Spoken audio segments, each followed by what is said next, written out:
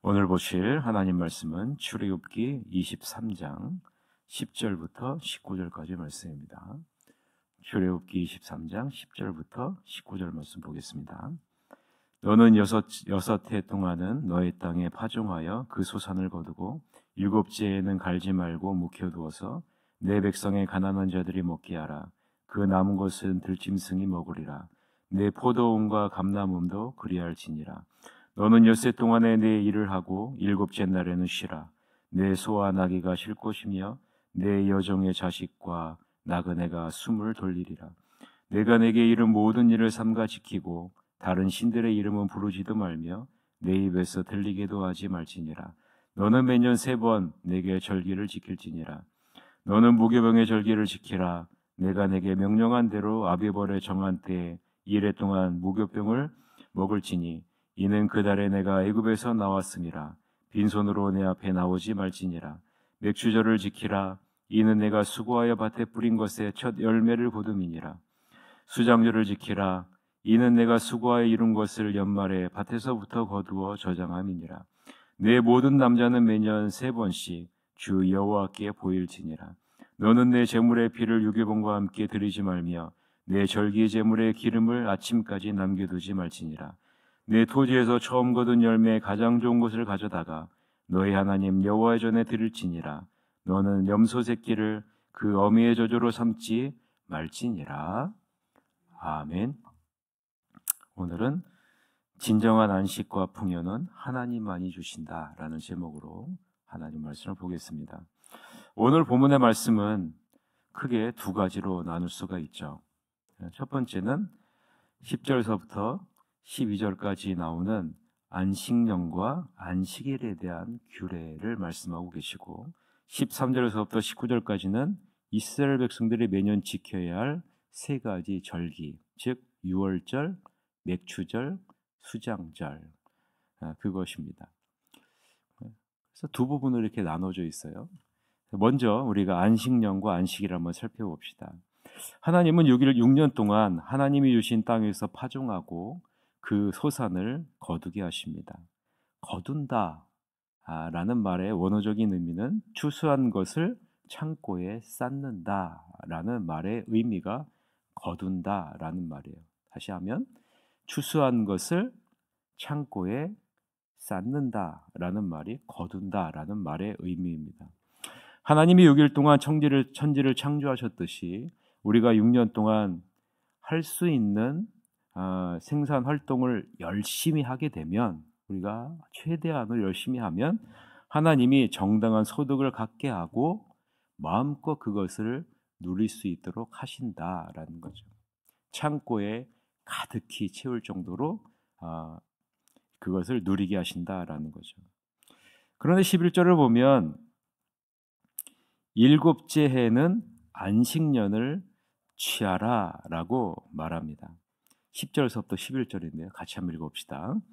너는 6해 동안은 너의 땅에 파종하여 그 소산을 거두고 7째 해에는 갈지 말고 묵혀두어서 내 백성의 가난한 자들이 먹게 하라. 그 남은 것은 들짐승이 먹으리라. 내 포도원과 감람원도 그리할지니라 라고 말하죠. 자, 7째 해에는 갈지 말라라고 명령하고 계시죠. 여기서 갈지 말라라는 말의 이 원어적인 의미는요, 멈추라라는 말이에요. 멈추라라는 말의 의미는 무엇일까요? 그 땅을 그냥 내버려 두어라라는 말이죠. 그 땅을 그냥 내버려 두어서 그 땅으로 하여금 자유를 누리게 하라라는 말의 의미가 갈지 말라라는 말입니다. 그 다음 단어는요, 어떤 단어가 나오냐면 묵혀두라라는 단어가 나와요. 여러분 성경에 있으면은 여러분 줄로 표시를 꼭 해두세요.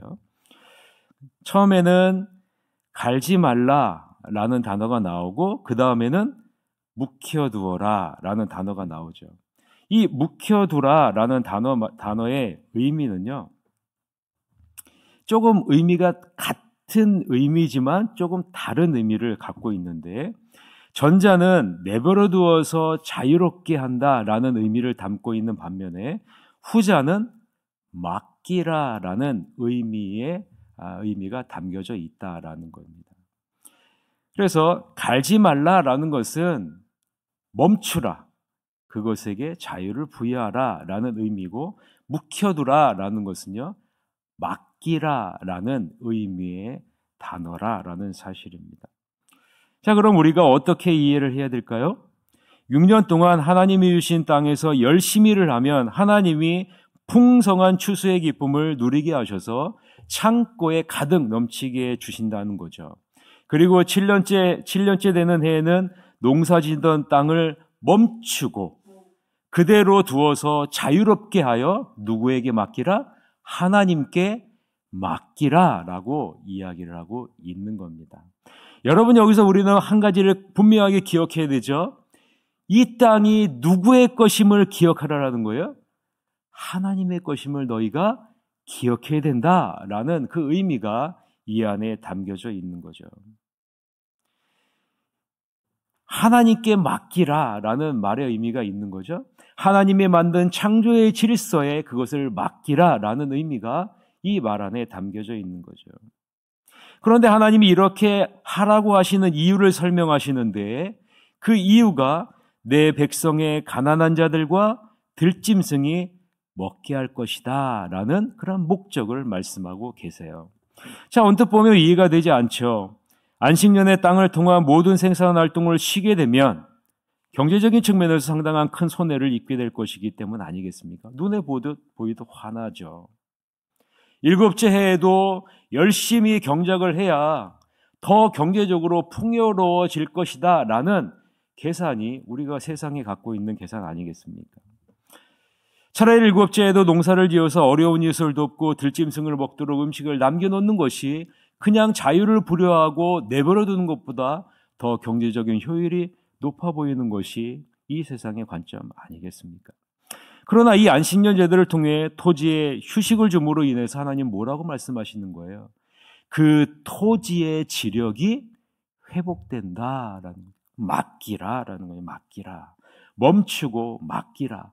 더 좋은 땅으로 내가 회복시켜 주겠다라는 말 아니겠습니까? 그 땅이 1년을 쉬게 되면 생산력이 더 높아져서 7째 해에도 농사를 짓는 것보다 더 좋은 생산력을 내가 줄 것이다, 회복시켜 줄 것이다 라는 말 아니겠습니까? 그래서 그 땅을 경작하는 일꾼들에게 안식의 기쁨도 주고 더 풍요로운 추수의 기쁨도, 생산의 기쁨도 너희에게 주시겠다라는 그런 의미가 이 안에 담겨져 있는 것이죠. 또한 경제적으로 어려운 이웃과 각종 짐승들의 휴경지에서 저절로 달아난 식물을 취하게 되므로 이 동식물도 더욱더 풍요롭게 하는 은혜를 내가 누리게 할 것이다 라는 하나님의 의미가, 계획이 그 안에 담겨져 있는 겁니다. 자, 우리는 당장 눈앞에 있는 이익만을 바라보고 달려가기를 원하지만 하나님은 그 길이 우리에게 진정한 이익으로 다가가지 않을 것을 알려주고 있는 것이죠. 이 세상에 만들어 놓은 내가 바라보는 그러한 눈앞에 있는 이익만을 바라보지 말고 하나님이 만들어 놓은 창조의 질서와 이 땅이 누구의 것인지를 기억하는 자리로 나아가라라고 말씀하고 있는 겁니다. 여러분 한번 생각해 보세요. 온 우주 만물을 창조하신 하나님이 더 잘 아시겠습니까? 아니면 우리가 더 잘 알겠습니까? 이 세상에서 잘되고 복받는 비결을 하나님이 더 잘 아시겠습니까? 아니면 우리가 더 잘 알겠습니까? 안식년을 통해 들짐승들이 풍성하게 먹고 번성하게 되면 그 들짐승을 양식으로 취하는 자들이 누구입니까? 그럼 우리들 아니에요.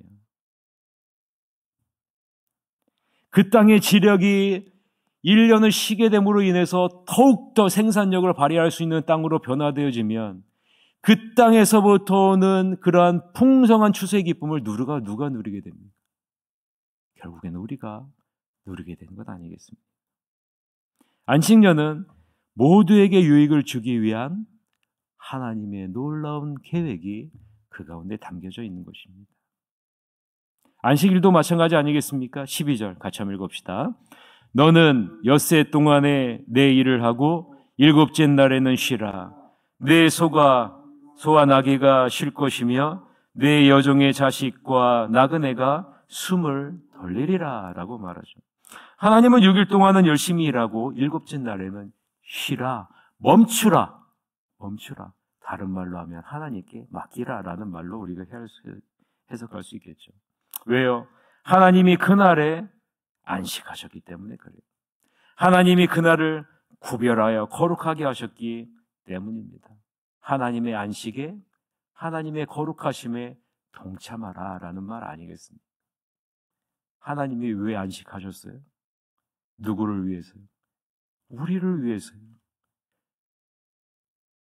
우리가 이 세상에서 더욱더 온전하게 살아가기 위해서는 너에게 안식이 필요하고 또한 영원한 안식이 너에게 기다리고 있음을 너희가 기억하는 자리로 나아가야 된다는 거죠. 매일의 날의 주인이 누구라는 겁니까? 하나님이시라라는 것을 기억하라라는 거죠. 우리가 일해서 얻은 것 우리의 것인 것처럼 보이지만 너의 것이 아님을 너희는 기억해야 된다. 너희가 보내는 한 시간 하루하루 너의 것인 것처럼 보이지만 당연한 것처럼 보이지만 그것은 하나님의 것이고 하나님이 우리에게 주신 은혜의 선물이라는 것을 잊지 말라라는 그것이 하나님이 창조한 자녀가 기억해야 될 것이다라는 사실을 지금 말씀하고 있는 거예요. 안식년 제도를 통해서 안식일 제도를 통해서 보여주고 있는 겁니다. 그래서요, 진정한 안식과 진정한 거룩에 참여하라는, 그리고 앞으로 너희에게 있을 진정한 안식과 영원한 거룩을 너희가 바라보라라는 거죠. 두 번째는 세 가지 절기입니다. 유월절에서 비롯된 목요절과 맥추절, 수장절을 말하죠. 여러분 이것을 외워두면 좋아요. 유월절, 그 다음에 맥추절, 수장절. 이 세 가지 절기를 매년 지킬 것을 명령하고 있는 것입니다. 자, 유월절에서 비롯된 무교절은요, 애굽에서 떠나온 이스라엘 백성들이 빈손으로 나오지 않았음을 기억하며 감사하는 절기입니다. 맥추절, 칠칠절, 초실절이라고 불리는 이 절기는요, 그 이후에 49일째 되는 날로 처음으로 보리 열매를 거두게 하신 것에 대한 감사예요. 그리고 5개월 후에 수장절, 장막절, 초막절이라고 불리는 이때는요, 온갖 것을 다 거두어드리는 연말에 지금 이제 우리가 12월 셋째 주에 추수감사절을 하죠. 이 마찬가지죠. 1년 동안 거두게 하신 그 풍성함을 하나님께 감사하는 절기가 바로 수장절을 의미합니다. 사과, 포도, 올리브, 밀 등 많은 것을 추수를 마치고 감사하는 절기를 말하죠.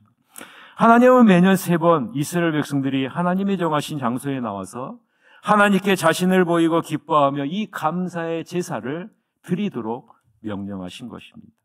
더 중요한 것은 1년만 그렇게 하는 것이 아니라 매년, 언제까지요? 주님이 이 세상에 오는 날까지, 그날까지 드릴 것을 명령하고 있어요. 신명기 16장 16절부터 17절이죠. 같이 한번 읽읍시다. 너의 가운데 모든 남자는 1년에 3번 곧 무교절과 칠칠절과 초막절에 내 하나님 여호와께서 택하신 곳에서 여호와를 배웁되 빈손으로 여호와를 배웁지 말고 각 사람이 내 하나님 여호와께서 주신 복을 따라 그 힘대로 드릴지니라 라고 말해요. 신명기 16장 16절에서 17절에 이 내용을 그대로 이야기하고 있다는 거예요. 하나님이 명하신 말씀대로 행하면 하나님의 자녀된 이스라엘 백성들이 감사와 기쁨이 넘치는 자리로 인도하겠다라는 말 아니겠습니까? 그것이 절기 안에 담겨져 있는 겁니다. 6일 동안 최선을 다해 열심히 일하고 안식일을 구별하여 거룩하게 지키고 6년 동안 열심히 경작하고 7년째에는 그냥 두어 자유롭게 하나님께 맡기면 하나님은 매년 무교절, 맥추절, 수장절을 통해 확인할 수 있는 풍성함을 맛보게 하시겠다라는 말 아니겠어요? 매년마다. 그 내용이 14절서부터 19절에 나오는데 같이 한번 읽읍시다. 너는 매년 3번 내게 절기를 지킬지니라. 너는 무교병의 절기를 지키라. 내가 내게 명령한 대로 아비월에 정한 때에 1해 동안 무교병을 먹을지니 이는 그 달에 내가 애굽에서 나왔음이라. 빈손으로 내 앞에 나오지 말지니라. 맥수절을 지키라. 이는 내가 수고하여 밭에 뿌린 것의 첫 열매를 거둠이니라. 수장절을 지키라. 이는 내가 수고하여 이룬 것을 연말의 밭에서부터 거두어 저장함이니라. 내 모든 남자는 매년 3번씩 주 여호와께 보일지니라. 너는 내 제물의 피를 유괴범과 함께 드리지 말며 내 절기 제물의 기름을 아침까지 남겨두지 말지니라. 내 토지에서 처음 거둔 열매의 가장 좋은 것을 가져다가 너희 하나님 여호와의 전에 드릴지니라. 너는 염소 새끼를 그 어미의 저주로 삼지 말지니라 라고 말해요. 자, 그런데 여러분, 우리 여기서 특이한 부분을 한 가지 발견할 수 있어요. 자, 오늘 본문을 보면 2가지를 이야기하고 한다고 말씀드렸죠? 그런데 그 중간이 13절인데요. 중간에 조금은 뜬금없는 그런 말씀이 등장하는 것을 우리가 발견할 수 있어요. 13절을 우리가 다 같이 한번 읽읍시다. 시작. 내가 내게 이른 모든 일을 삼가 지키고 다른 신들의 이름은 부르지도 말며 내 입에서 들리게도 하지 말지니라 라고 말해요. 자, 한번 보세요. 앞에서는 안식년과 안식일을 지킬 것을 명령하시고 뒤에서는 유월절과 맥주절과 수장절을 지키라라고 말씀하시면서 그 중간에 지금 뭐라고 말씀하세요? 다른 신들의 이름은 부르지도 말고 내 입에서도 들리게도 하지 말라라고 말하는 거예요. 여러분, 지금 하나님이 지금 무엇을 강조하고 있는지 그것을 느끼셔야 되는 거예요. 왜 조금은 뜬금없어 보이는 13절이 중간에 와 있을까? 우리가 질문을 해볼 필요가 있다라는 거죠. 여러분, 광야에 있을 때는요, 광야에 있을 때는 아무것도 없잖아요. 아무것도. 오직 하나님만을 바라볼 수밖에 없어요. 훈련인데, 연단이고, 우리를 성숙하게 만드는 것인데, 그때는 하나님밖에 없어요. 온통 시간에 모든 초점이 하나님에게 맞춰져 있어요.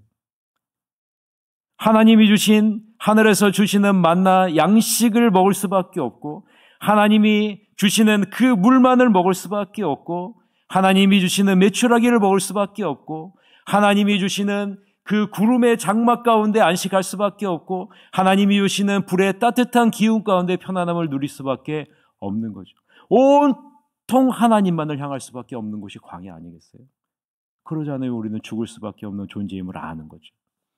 그런데 이제 이스라엘 백성들이 하나님이 약속하신 가나안 땅에 들어가서 하나님이 주신 그 땅에서 경작해서 그 풍요로움을 누리기 시작하면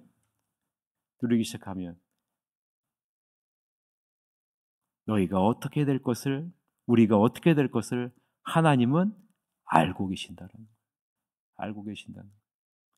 여러분, 우리나라가 이렇게 부흥할 수 있었던 것은요, 경제적으로 풍요로울 때입니까? 아니면 경제적으로 어려울 때였을까요? 어려울 때예요. 먹고 살기 힘들 때 우리 신앙의 선조들은요, 주님 앞에 나와 기도했어요. 매일마다 기도하고 주님 앞에 감사하고.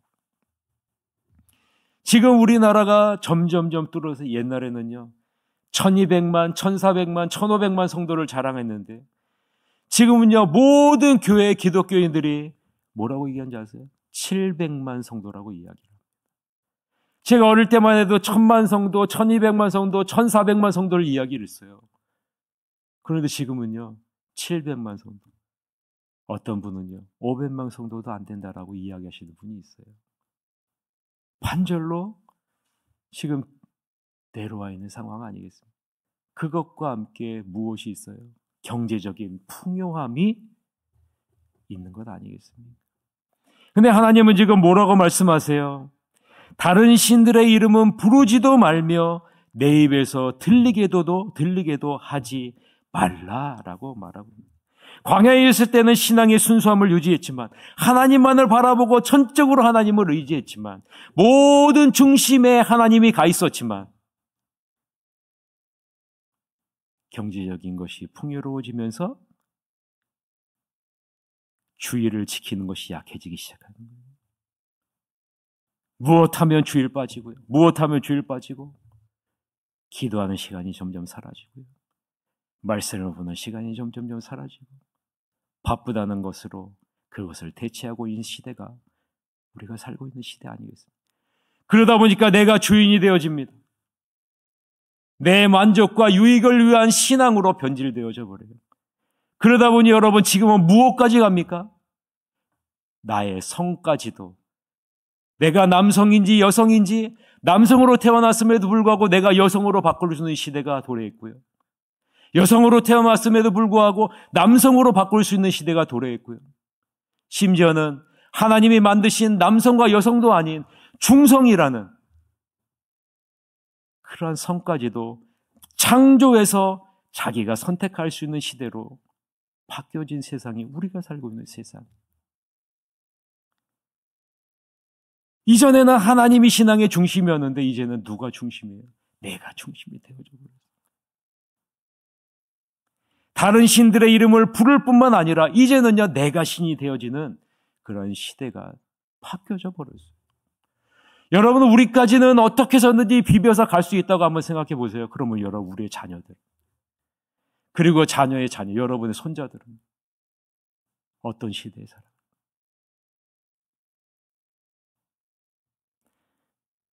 가나안 땅에 들어가 하나님이 주신 땅에서 농사를 짓기 시작해 땅에 풍요로움을 얻게 되면 너희들이 하나님만을 섬기는 신앙의 순수성을 잃어버릴 것을 하나님을 알고 있기 때문에 기억하라.